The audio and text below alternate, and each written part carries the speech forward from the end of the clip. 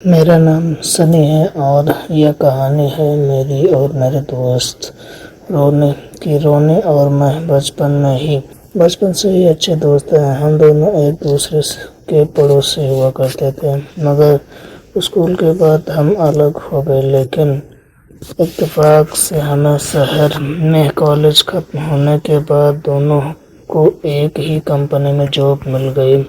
شہر میں جا کر رہنے کے لیے ہم دونوں نے رینٹ پر ایک اپارٹمنٹ خریدا۔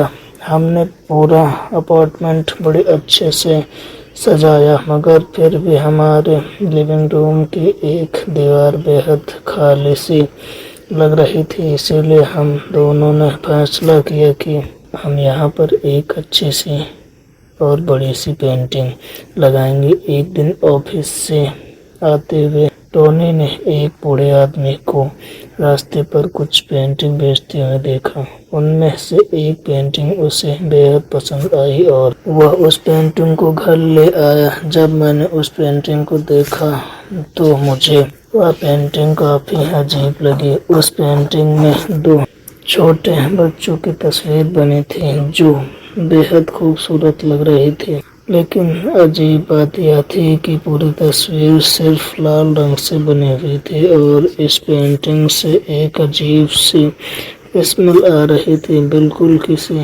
سڑی ہوئی پرانی لاش کی طرح۔ جب میں نے رونے سے اس پینٹنگ کے بارے میں پوچھا تو اس نے کہا کہ مجھے یہ پینٹنگ کافی اچھی لگی، اسی لیے میں اسے گھر لے آیا۔ اس کا کلر کچھ الگ ہے، یہ ہمارے لیونگ روم میں بہت اچھی لگے گی۔ مجھے اس کی بات صحیح لگی اور سچ وہ پینٹنگ ہمارے لیونگ روم میں بہت اچھی لگ رہی تھی۔ وہ اس پینٹنگ کی طرف مڑ کر کھڑا تھا، اس کے بال لمبے تھے، اس نے ایک لمبی سی لال رنگ کی ڈریس پہنی ہوئی تھی جسے دیکھ کر ایسا لگ رہا تھا جیسے کہ اس کا رنگ خون سے لال ہوا ہو۔ رونی اسے دیکھ کر ڈر گیا، کیونکہ ہمارا اپارٹمنٹ 7 فلور پر تھا، اسی لیے اس عورت کا کھڑکی کے ذریعے گھر میں آنا امپاسبل تھا اور گھر کا دروازہ بند ہونے کے باوجود بھی آخر وہ عورت گھر میں آئی کیسے، یہ اسے سمجھ نہیں آ رہا تھا۔ کون ہو تم اور ہمارے گھر کے اندر کیسے آئی؟ تم سے بات کر رہا ہوں، کون ہو تم؟ تبھی وہ عورت رونی کی طرف مڑی اور رونی نے اس کا ڈراؤنا چہرہ دیکھا، پر کسی طرح سے اس نے وہی پاس والے